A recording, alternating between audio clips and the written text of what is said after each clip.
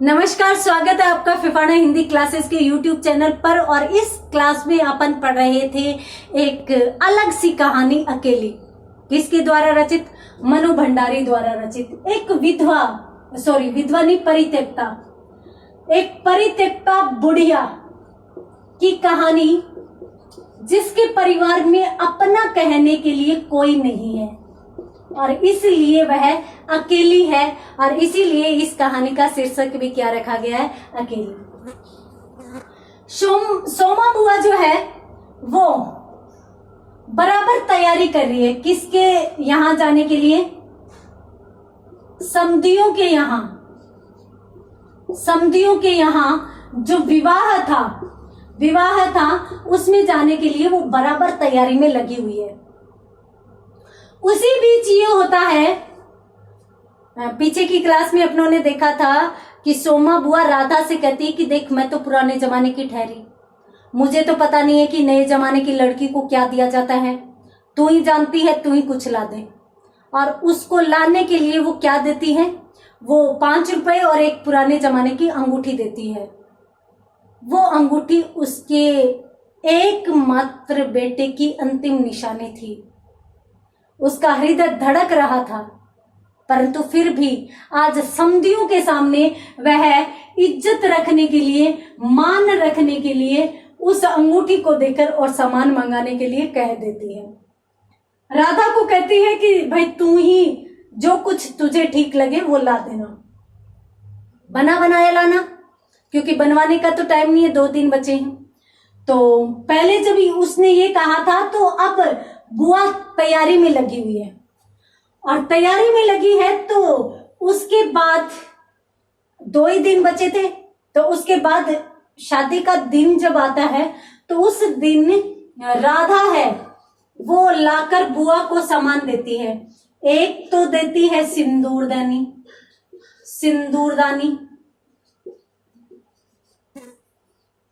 एक साड़ी, एक ब्लाउज। ये 3 चीजें हैं वो राधा जो अंगूठी और 5 रुपए दिए थे उनके बदले वो लाकर देती है। एक सिंदूरदानी, एक साड़ी और एक ब्लाउज। बुआ उनको लेती है और बुआ उनको ले जाकर और एक थाली लेकर आती है और उस थाली में एक पुराना केरोसिया का बना हुआ थालपोस जानते हो ना, कि थाली में बिछाने वाला। तो थाली में बिछाने के लिए एक थालपोस लाती है, उस थाली में उसको बिछाती है और फिर सिंदूरदानी, साड़ी, ब्लाउज, नारियल, थोड़े से बतासे, वो सारी की सारी चीजें सजाती है उसमें। और मोड़ी भी उसमें लगाती है। मोड़ी का मतलब ये जो धागा होता है ना, अपन हाथ पर बांधते हैं, नाड़ जिसे बोलते हैं वो। तो इन सारी चीजों को बुआ एक थाली में सजाती है और सजाकर और देख के स्वयं ही खुश हो रही है। और यहाँ पर बुआ उस अंगूठी का जो दुख था वो भी भूल जाती है। बुआ एक ऐसी महिला है जिसके मन में विचार आते हैं, चले जाते हैं। एक पल में ही वो दुखी हो जाती है, एक पल में ही वो खुश भी नजर आती है।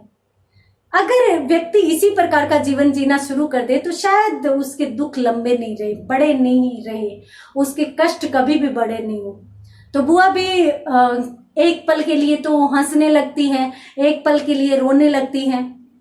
और बुआ यहाँ पर उस चीज को तो भूल चुकी और उस थाली को देख रही है और देखकर मन ही मन हर्षित हो रही है और यूं सोच रही है कि जैसे ही वो ये ले जाकर और जो समधन है उनके सामने रखेगी ना, तो समधन तो पीछे की बातें करते हुए और बलाएं लेने से ही नहीं चुकेगी, अर्थात वो तो प्रशंसा करने में ही नहीं थकेगी कि 25 बरस पुराना रिश्ता और आज भी ये देखो कैसे निभा रहे हैं, अर्थात मेरी बहुत ही यहाँ पर बड़ाई होगी। सोमा बुआ हर्षित हो रही है, बहुत प्रसन्न हो रही है। ये जो 2 दिन से तैयारी चल रही थी, इस तैयारी को सन्यासी जी महाराज भी देख रहे थे। अब सन्यासी जी ने तैयारियां होते होते देखनी शुरू की। वैसे वैसे कम से कम 20-25 बार बुआ को बोल दिया, बिना बुलाए चली गई तो देख लेना, बिना बुलाए नहीं जाना, इस बार बिना बुलाए नहीं जाएगी। सन्यासी जी महाराज काफी बार इस प्रकार से सचेत कर गए, चेतावनी दे गए। और बुआ भी कौन सी ऐसे ही मानने वाली थी। बुआ भी हाँ में हाँ मिलाती हुई, हामी भरती हुई। ओ क्या समझा आपने, बिना बुलाए जाऊंगी क्या? बिना बुलाए बिल्कुल नहीं जाऊंगी। ये तो पड़ोस वाली नंदा है, वो कह रही थी कि भाई लिस्ट में नाम देख कर आई है, तब तैयारी कर रही हूँ। और कौन सा वो नहीं बुलाएंगे? समधियों को भला भूल सकते हैं क्या? और हम तो ठहरे समधी, तो बुलाएंगे तो सही, ऐसे कैसे नहीं बुलाएंगे? और फिर बिना बुलाए कौन जाता है? मैं तो नहीं जाऊंगी। यानी यहाँ पर बुआ को यूं निश्चित है कि समधी जरूर बुलाएंगे, और जरूर बुलाएंगे क्योंकि लिस्ट में नाम भी है, तो बुलाएंगे जरूर, और वो बुलाने पर जाएगी भी। तो इसलिए वो सन्यासी जी महाराज को, वैसे तो सन्यासी जी महाराज जब रोकते टोकते हैं तो बुआ को बुरा लगता है, परंतु आज उसे पता है ना कि लिस्ट में नाम है, बुलावा तो आएगा ही, तो इसलिए वो यूं सोचती है कि हाँ बुलावा आएगा तभी जाएंगे, तो इसलिए उनको भी कहती है कि बिना बुलाए भला कौन जाता है, मैं तो नहीं जाऊंगी। तो इस प्रकार से वो उनका समर्थन भी करती जाती है। अब बुआ ने ये चीज देखी, बुआ ने ये सारी की सारी तैयारियां कर ली। कल की क्लास में अपन कलफ लगा रहे थे साड़ी में, बुआ की साड़ी में। बुआ ने रात को रंग लगाया, रंग किया साड़ी को, ठीक है। और जब 2 दिन बचे थे तब राधा ने बुआ से पूछा कि बुआ बुलावा तो आ गया क्या? अरे बड़े लोगों के, नए फैशन के लोगों के यही होता है, सही टाइम पर सही दिन ही बुलावा आएगा। तो इस प्रकार से अब बुआ ने पहले दिन रात को साड़ी रंग कर छोड़ी थी, सुखा दी। अब ये सारी की सारी चीजें, रात को तो बुआ को नींद ही नहीं आई। पहली रात को तो यूं मतलब उसकी नजर में नजरें उसी शादी विवाह में ही दौड़ रहे थे, उसके पैर उसी विवाह जहां पर था। जैसे बच्चों में होता है ना, बच्चों में इतना उत्साह होता है कि वो सोना ही नहीं चाहते कि कहीं भी शादी विवाह होता है तो वहां पर जाने की उत्सुकता, उतनी उत्सुकता बुआ को है। बुआ बस यूं चाहती है कि जल्दी से सुबह हो जाए और वो जल्दी से काम खत्म करके और वहां पर पहुंच जाए। तो यहाँ पर है वो बुआ जो है वो सो तो जाती है और सुबह उठकर जल्दी से 9 बजे तक खाना वगैरह सारा का सारा काम खत्म कर देती है।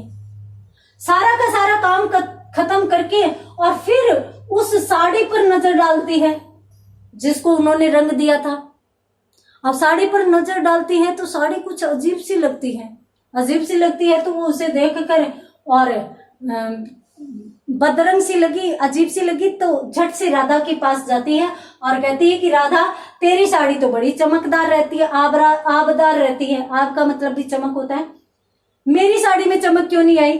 तो फिर यहाँ पर राधा कहती है कि बुआ कलफ लगा लेती, कलफ लगा लेती, और कलफ का मतलब इसमें मांड दे देती, मांड दे देगी तो इसमें भी चमक आ जाएगी। और अभी कोई लेट नहीं हुआ है, तुम अभी मांड लगाकर सुखा दे, सूख जाएगी, शादी में जाने के समय तक तो सूख ही जाएगी। तो पर सुन बुआ, बुलावा तो आ गया ना। बुआ अरे नए फैशन की बात है, ऊंचे लोग, नए फैशन के लोग, शाम को 5 बजे का मुहूर्त है, तो हो सकता है कि 3 बजे तक बुलावा आए। ये लोग टाइम पर ही बुलाते हैं, अभी तो नहीं आया पर आ जाएगा।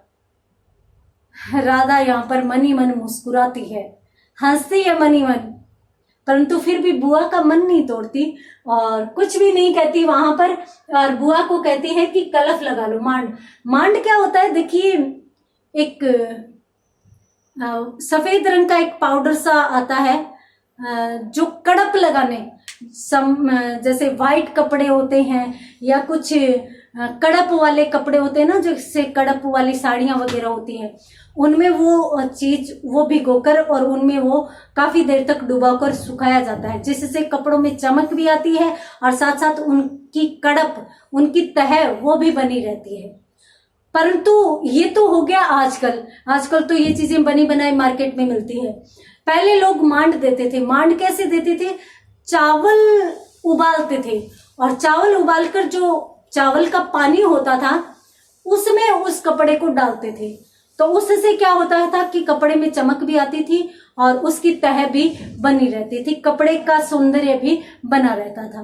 तो यहाँ पर राधा है वो कलफ लगाना का मतलब होता है कड़प देना, और यहाँ पर मांड देना मतलब मांड चावल के पानी में भिगोकर सुखाना, जिससे कपड़े की चमक भी बनी रहे, कपड़ा सुंदर भी दिखे और कपड़े की तह भी बनी रहे। तो यहाँ पर राधा बुआ को ये राय देती है और उसके बाद राधा बुआ को ये राय दे देती है। बुआ जल्दी से नीचे आती है, साड़ी को मांड लगाती है, ऊपर छत पे साड़ी को सुखा देती है और उसके बाद बुआ है वो तैयारी में लगी जाती है। ठीक है, राधा भी अपने काम में लग जाती है। उसके बाद पता नहीं बुआ क्या कुछ करती है क्या नहीं करती, परंतु शाम के 3 बजे छत पर कोई चक्कर लगा रहा है, और चक्कर कौन लगा रहा है?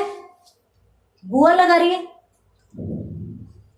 3 बजे, 5 बजे का मुहूर्त है, ये बात याद रखना। 3 बजे छत पर बुआ इधर उधर चक्कर लगा रही। राधा ने देखा और राधा ने देखकर कहा, क्यों बुआ गई नहीं अभी तक? अरे 5 बजे का मुहूर्त है, 4 बजे तक जाऊंगी, अभी कहाँ जाऊंगी? तो बुलावा आ जाएगा 4 बजे तक। ऐसे भी बड़े लोगों के, नए फैशन के लोगों के जल्दी बुलावे नहीं आते, तो आ जाएगा बुलावा। और 5 बजे का मुहूर्त है तो 4 बजे तक जाऊंगी, तभी ठीक रहेगा। अभी तक तो कोई प्रोग्राम भी नहीं होगा, जाकर करूंगी भी क्या?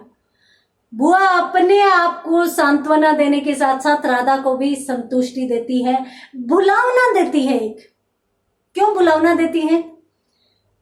बुआ अगर बुलावा आता तो सुबह ही चली जाती, और अगर पहले से बुलावा आता तो बुआ रोजाना जाती, परंतु बुलावा नहीं आने की वजह से, और छत पर भी बुआ इंतजार कर रही है, और छत पर भी बुआ इधर उधर चलते चलते उसी तरफ देख रही है। कहा? गली की नुक्कड़ की ओर। गली की नुक्कड़ की ओर ही बराबर टकटकी लगाए देख रही है कि कोई बुलाने के लिए बुलावे वाला आ रहा है कि नहीं आ रहा। राधा बता तो कितने बजे हैं? बुआ 3 बज गए। अरे 3 बज गए, ये भी सर्दियों का समय देखो। अब यहाँ पर बताता है लेखिका बताती है कि ये सर्दी का मौसम, देखो सर्दियों का मौसम, अभी 3 ही बजे हैं और देखो सूरज तो सारा ही छत से ढल चुका, सूरज सारा छत से ढल चुका और लग रहा है जैसे शाम होने को है, और 5 बजते बजते तो अंधेरा होने लगता है। देखो तो 3 ही बजे हैं। यहाँ पर बुआ यूं अपने आप को समझाना चाह रही है कि भाई अभी तक बुलावा क्यों नहीं आया। 3 बजे एक बार तो बुआ के दिमाग में आता है कि बहुत लेट हो गया, 5 बजे का मुहूर्त है, अभी तक बुलावा नहीं आया। फिर वो यूं सोचती है कि 3 बज चुके हैं, 3 ही बजे, इसका मतलब सर्दियों में बहुत ज्यादा, यानी 5 तो नहीं बजे। एक पल के लिए तो यूं सोचती है कि 3 बहुत लेट हो चुका है, एक पल के लिए सोचती है 3 ही बजे हैं, मैंने तो समझा बहुत लेट हो चुके, कोई बात नहीं, 5 बजे का मुहूर्त है, बुलावा फिर से आएगा। अब यहाँ पर बुआ जो है वो छत पर ही इधर उधर घूम रही है, इधर उधर चल रही है। राधा ज्यादा बुआ को परेशान नहीं करना चाहती, राधा भी अंदर चली जाती है और बुआ उसी तरीके से जैसे मतलब एक बिल्ली होती है वो दूध के लिए नजर गड़ाए बैठी रहती है ना, उसी तरीके से गली की नुक्कड़ पर उसी ओर, जिस ओर से कोई आने वाला था उसी ओर नजर गड़ाए बैठी रहती है कि शायद बुलावे वाला अभी आए, शायद बुलावे वाला अभी आए। और वहीं पर दीवार के सहारे खड़ी भी हो जाती है और बुलावे के लिए इंतजार करती है, परंतु बुलावे के लिए यहाँ पर कोई भी नहीं आता। अत्यंत दुख की बात, यहाँ पर अपन ये समझते हैं, जो बुआ नहीं समझती, बुआ ने ये नहीं समझा कि नए फैशन में लोगों को बुलाया भी नहीं जाता। हालांकि उसने एक बार की कहा भी था भी नए फैशन में आजकल लोग ज्यादा रिश्तेदारों को बुलाते ही नहीं है, तो वो भी अपने आप को संतुष्टि देने के लिए, अपने आप को बुलावना देने के लिए कहा था। मन तो यूं कह रहा था कि बुलाएंगे तो सही, समधी जो ठहरे और जाऊंगी तो सही, परंतु फिर भी बुलावा नहीं आता। 3 बज चुके हैं, 5 बजे का मुहूर्त है, ये बात याद रखना। देखते हैं कौन बुलाने आता है, बुआ क्या क्या लेकर जाती है। अरे मेन बात, जाती है कि नहीं जाती है। तो आज की क्लास में इतना ही, देखेंगे अगली क्लास में, तब तक के लिए धन्यवाद।